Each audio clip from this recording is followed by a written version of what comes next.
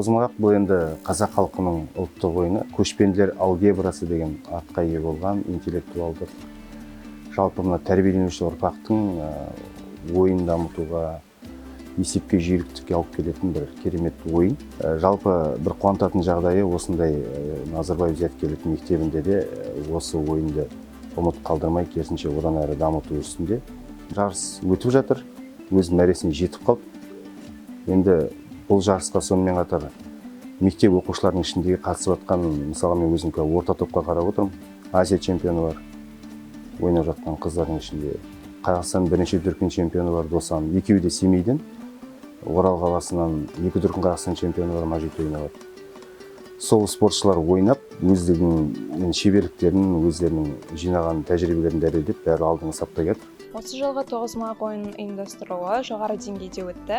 Маған салтанатты ашылу рәсімі қатты ұнады. Сондай-ақ жылдан жылға байқағаным, қатысушылар арасында шеберлікті арттырып, бәсекеге қабілеттілік одан әрі шыңдала түсті. Осы жылғы қатысушылармен қызықты ойын үшін алғысымды білдіремін. Сондай-ақ дербес білім беру ұйымына және бапкерлеріме алғысым шексіз.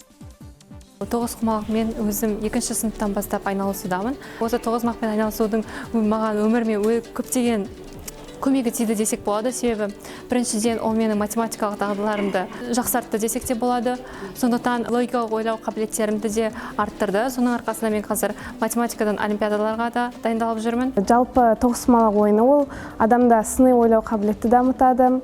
Одан бөлек мен математика сабағынан жақсы болғандықтан, ол мен сүйікті пәндерім болғандықтан, математиканы ойында да, өмірде де қолданғым келгендіктен тоғызқұмалақ ойнаймын. Ең бастысы жеңу емес, қатысу болғандықтан, әр жыл сайын өз бағымды сынап, бір нәтижеге қол жеткіземін деген ойдамын.